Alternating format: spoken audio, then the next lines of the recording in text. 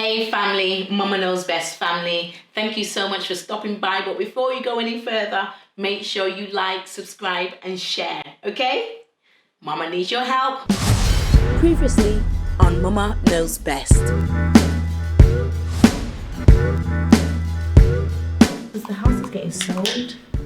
Someone's buying the house. This is going to be our last night in the house. We're going to sell the house and then we're going to buy another place for ourselves in Manchester.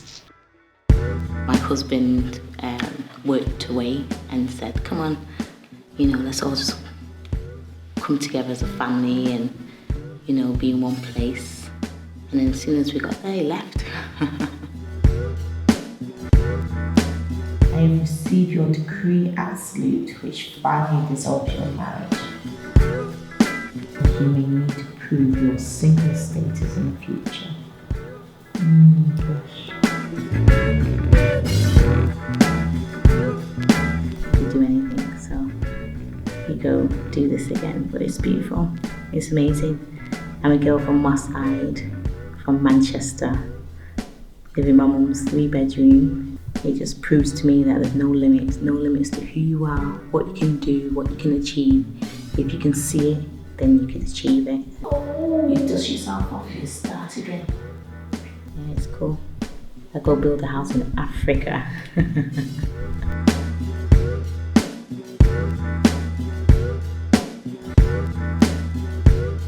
It's okay.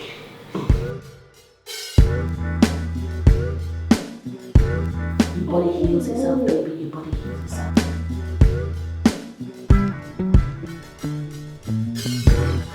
I really need you to just be okay about it. We'll come back again.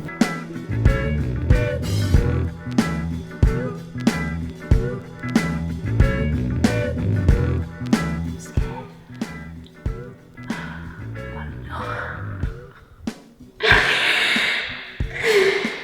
So in enemies in the beginning, everything happens in cycles. This is just one more.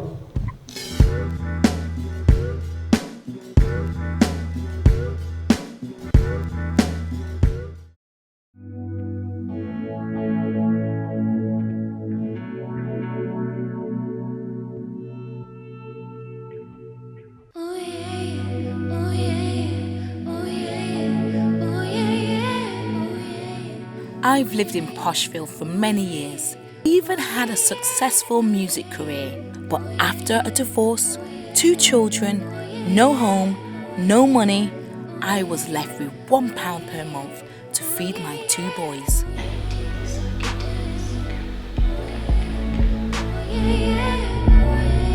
Broken and my world turned upside down. I'm scared. Hustling hard to make some money till I'm not sleeping, because something has to give, something has to happen.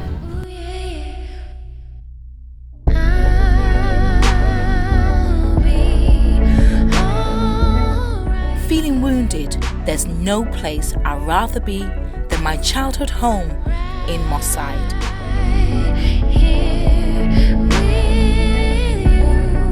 With no manual to life, the biggest thing I've learned is coming from, a £3 million house back to my mum's house in Moss Side in a council estate, that I've not changed.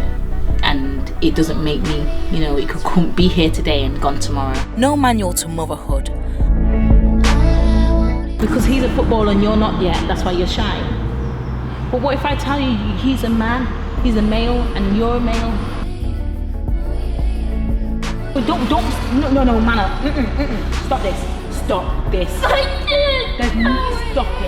There's nothing to cry for.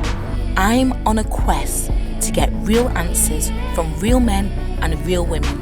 Through their shared wisdom, witness how we fix this and watch me come back.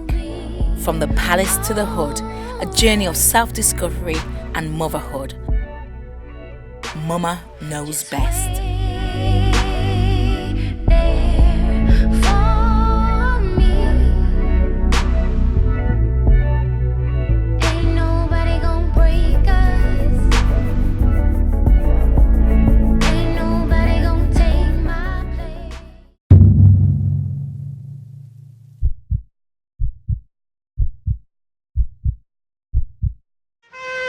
This one is dedicated to the people of the ghettos, especially the people of Moss Side. It's time we live together, flock together like birds of a feather. Unity. We're in Moss Side. I'm gonna take you a tour around my city. Is it a city? Town. Area. Neighborhood. Make yourself scarce, don't let them pick you up for sauce. Them a sauce, right here in the moss. Them a sauce, don't let them pressure us. Just remember driving to my mum's and seeing a big, massive tent. And then a tent meaning a police tent. The young boy was stabbed and murdered right there. See, we're here in Moss Side. I must be about 300 yards away from my mum's house. And a young boy was stabbed and murdered here. Not sure why. As a mother, just moved back to Moss Side. And this happened as soon as we got here. So my son was like, Mom, I'm scared. And I'm like, what do you say? What do you say? He's never seen anything like this in his life before. He comes and we see this tent and we know that someone's been killed not too far from where we actually live in. And he just says, Mum, I'm scared. And all I can do as a mum is make sure my boys stay active, and every day they do an activity. So they're not on the streets in Moss Side. By the time they get home, they're getting ready for bed. Okay. Help! Stop calling me up. My hand had poked out. Get out!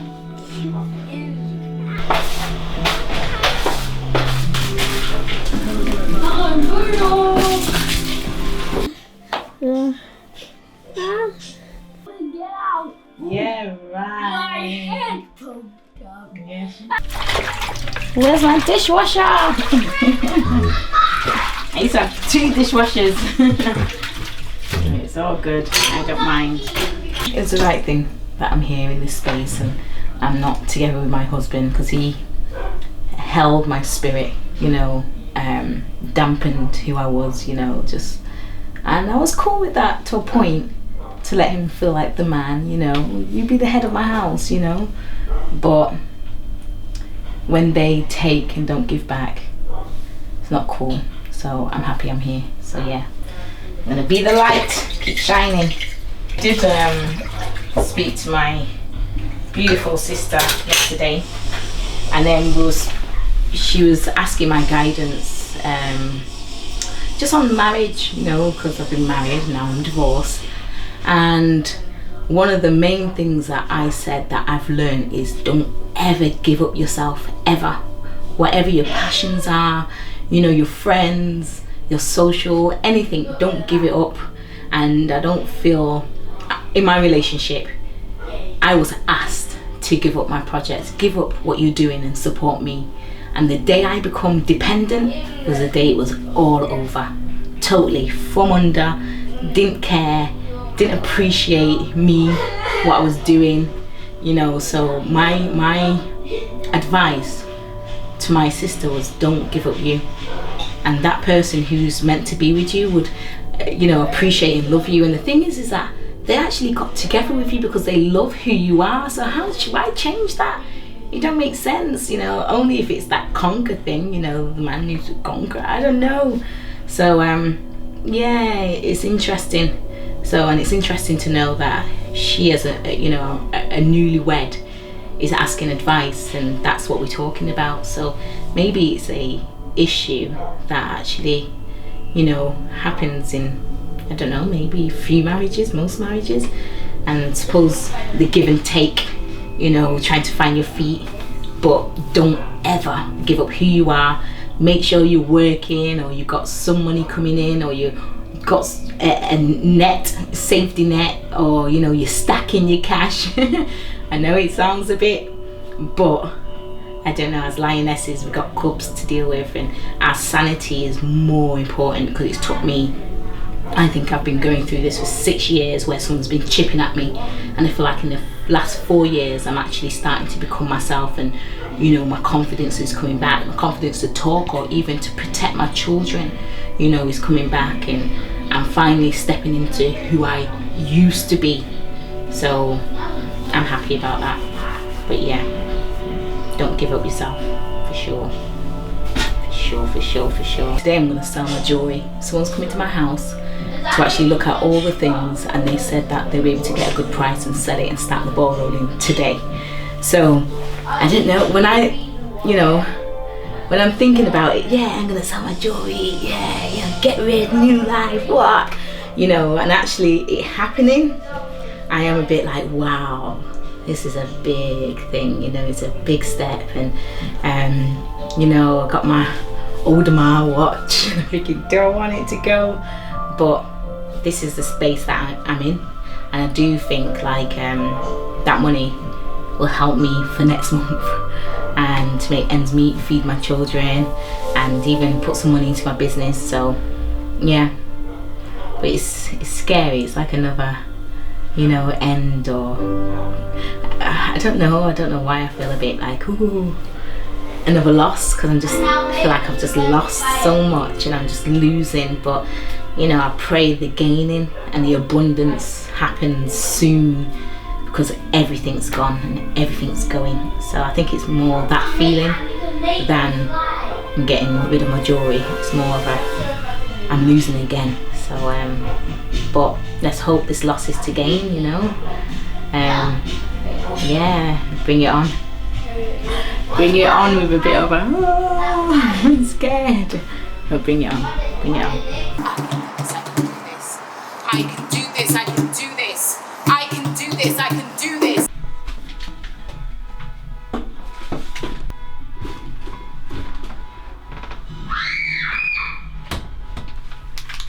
Well, this is my bedroom when I was a baby. I had three brothers and I'm my mum's only girl. So I had my own room and the boys got to share. And now I'm back home in Moss Side. And I wanted to come back home. I needed to come back home. I needed to come back home to ground myself. I felt like I got beat up, you know, in the world. Like I felt like the world really beat me up in terms of my divorce was heavy, the battle, the fighting, it was awful. And I felt like just coming home will give me that protection and be able to protect my, you know, have my mum to help me protect my children as well, where I can actually just hide a bit from the world before I can, to gather my strength and to go out. So I'm glad I'm back, and actually out of necessity I've had to come home as well, because there's no income, I'm not getting any support, no help. Actually £1 a month, you know, I'm getting to feed my children. So from their father. My engagement ring, princess cut, and then the band to go with it. Diamonds, and I think the grade of it is really good as well. I valued it, say about 7 years ago, at 32,000, but I suppose the value and the retail are two different things, eh? So maybe might be, I didn't know, half the price. This is my wardrobe to my left. Yay! This is good. My Alexandra McQueen coat. It's lovely. Imagine how much this costs. This is a Celine piece. I've got more, but it's all at my cousin's house. But all my red bottoms have kind of been, you know, been had, but they're all here. And I might actually start shopping them on eBay. I've got probably be 17 pairs.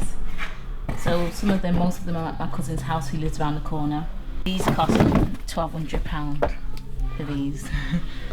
And I think they were 7, I think. But in saying that, my ex-husband used to play for a team that was owned by Harrods, and because of that we got 30% off. So I'm always looking for a bargain. I would never pay 700 or 1200.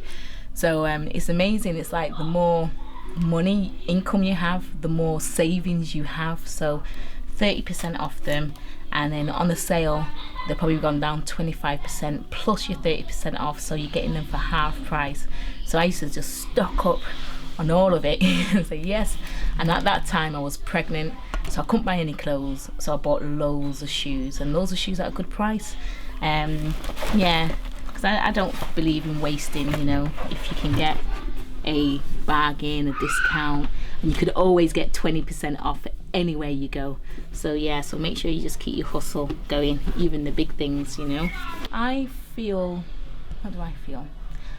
I feel the value is what you put on a thing.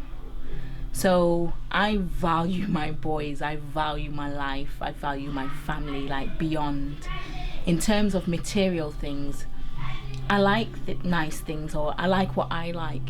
I would buy what I like for me, and not to brandish or to use as a status to anyone else. It's about what I like. I did think about giving my engagement ring to my eldest son for to pass down to, you know, when he does, you know, have a wife, brings one home. But I actually thought that it didn't end well. So then why am I going to give a piece of jewelry that meant for eternity that didn't end well? So I feel like the energy of this is not the right one that needs to be passed on. So I just feel if I get rid of it, and then, you know, my son could make his own, you know, path with his own diamond, you know, for his partner. So yeah, so I think that if I was, you know, 70, we grew old together, and, you know, it was just amazing, and I'd wanting to have it, say, son, you have this, and you give to the special person, you know. But it didn't end right, so the energy of this is not right. So that's why I'm going to get rid. It's beautiful though. Yeah.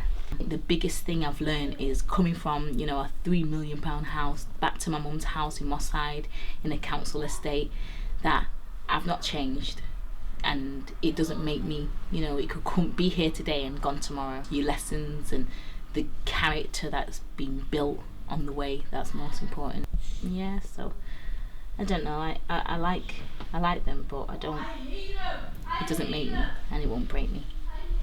This was given on my 30th. This is all diamonds. So I didn't actually wear any of these. I didn't. I think when I was, you know, a footballer's wife, let's say, I kind of played a lot of it down because I didn't want to intimidate or I don't know, like put it in someone's face. So I know it sounds so silly, but I didn't dress the best only because I didn't want the people around me to feel anyway, or feel like I've changed maybe. Now I understand, just, you know, to be the creative being that I am, and just to, you know, just to be me, and don't be scared in that. But I just felt like because I had so much and those people around me that didn't have, it was quite hard to you know, to kind of embrace this all without being conscious of other people's life, you know. And I just tried to help where I could. So half of these things have not been worn. A Valentine's present from him when we first more or less got together, which was nice. I seen this in the on holiday. I think it was like 12,000 for the pendant alone. So that was lovely. I'm a spiritual being, so I just feel like, you know, everything's not real and all things is real. So whatever you want in your life, you can get, you know. You just have to see it. So you see it first, and then you speak it into the world and write it down, and then you just go for it. So for me, there's nothing unattainable. There's no limits to what it is that I can do or what I can have, and it's about the journey of getting it, but it doesn't make me who I am. This is nice. I think this is for my 30th, I think so. That was good. Always have the cross of the Almighty to understand, you know, the sacrifice that was made for, you know, to restore us back to our rightful communion with the Creator. So bless. This was, one band was for the birth of my first son, one band for the birth of my second son, and the other band was a band of eternity. So, you know, I might have to keep 2 of them and get rid of one. So it's good. But I'm going to give these to my son. I think they'll, when they get older, they'll be actually happy to have something from their dad. So I'm going to keep those for safekeeping. The shocking thing that he wouldn't even know, like he would just lose it, and it's just like, oh, it's okay, I get another one, who cares, whatever, you know, which, as I said, the waste or the, you know, not cool. So yeah, I think that would be good to feed my children right now. So I'll take this and feed them for next month and let them have a good holiday, meaning just seasonal holiday. This is a very special ring. My first boyfriend, I've only had 2 boyfriends. My first boyfriend gave me this one, and he was shot and murdered. We got together when I was 15 and he died when I was nearly 18.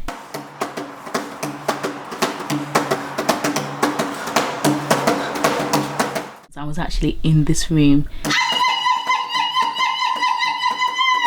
He phoned me and I was saying, where are you? When are you coming back? I said, I'm coming back home soon, coming back home soon.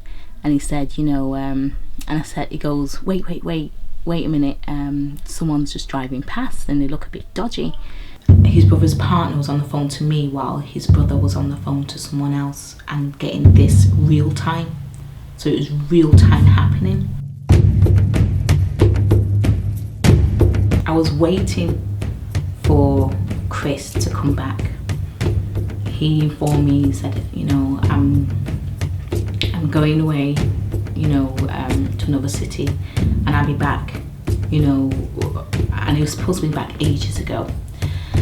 So I've been waiting for him to call, waiting for him to come back, and I spoke to him during that day, and then it got to the night time and I received a phone call from him. I said, when are you coming back? Where are you? When are you coming back? I'm coming back now, I'm coming back soon. I said, okay. And he goes, you know, I love you, Chinyere. I said, yeah, I love you too. He goes, no, I want you to know I love you.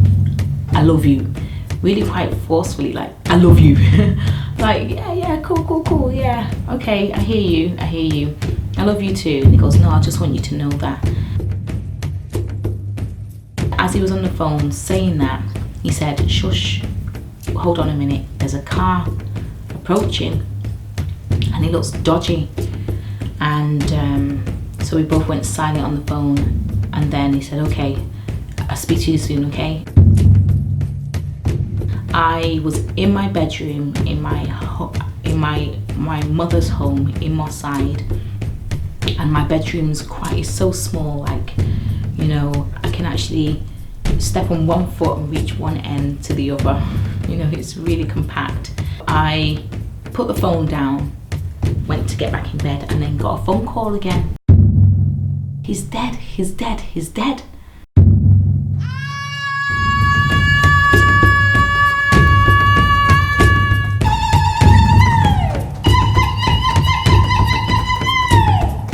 I went downstairs to my mum, and my mum wasn't fond of, you know, me going out with Chris. but I just said he's dead, and I could just remember curling up in my mum's arm and crying, and it wasn't like, it was a cry I've never cried like that ever in my life, where it came from my gut. It was from my gut that I was crying. Tonight, another young man in his 20s, this time from Whalley Range, is dead, and a 13-year-old boy injured. Christopher Soiree, who was 28, was gunned down as he drove through Birmingham. Keep this ring close to me forever.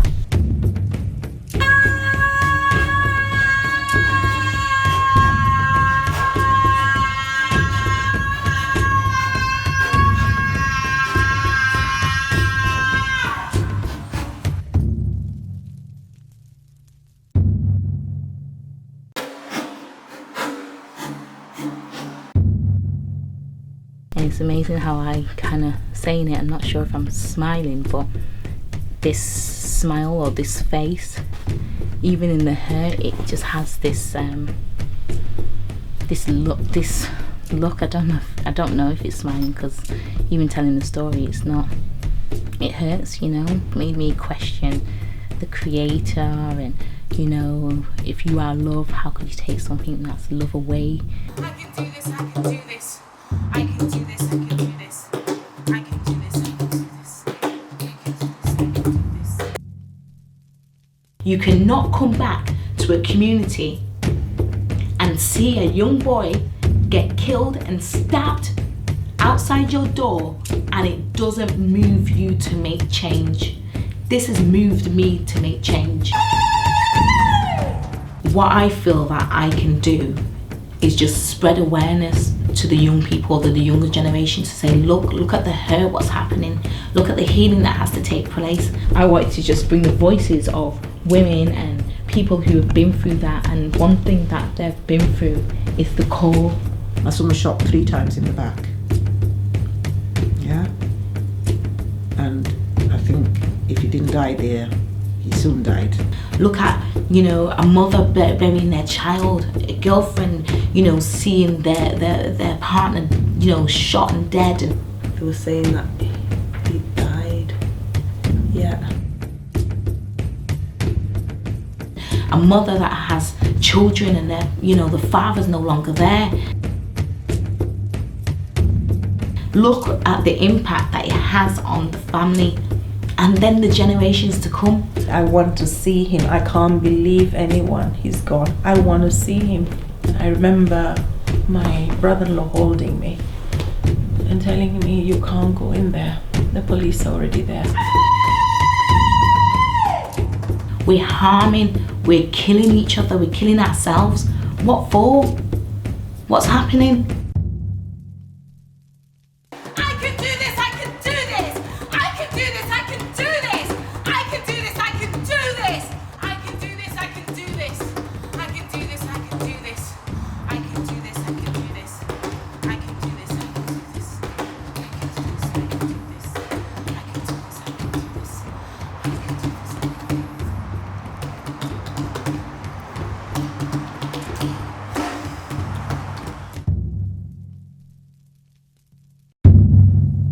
I'm mourning in this world, but wherever he is, he doesn't know, or he doesn't know me, so I need to get on, you know what I mean, and know that he's okay and he's well, and you know, I need to go through. So it's beautiful that space where I went, but shit, man. Things have to get better. One dead, one divorce. Oh, what?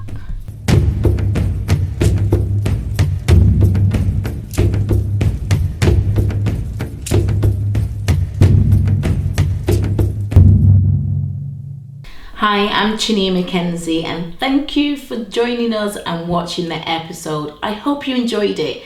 For me, it's touching and it's right at the core of my heart. I left Manchester 20 years ago, and I left because my boyfriend, my first boyfriend, was shot and murdered. Since then, I did have a wonderful music career, 2 boys, lived in Poshville. Amazing. But after my divorce, there's no place I'd rather be than at home with my mum. But coming back to Manchester 20 years later, a young boy was stabbed and murdered not too far from where we live. And it was so sad. I have 2 boys of my own. And this has to and must stop. What I've done is I've responded. I could not see this and not do nothing about it. So I've responded, and we've set up Muma Knows Best Foundation. We're doing work in the community, workshops, initiatives. We've got a radio station where we bring the voice of the community as well to everyone. But now we want to take it a bit further, and we've set up a GoFundMe, and we want you to respond too. Please go to GoFundMe and find out exactly what it is that Muma Knows Best is doing.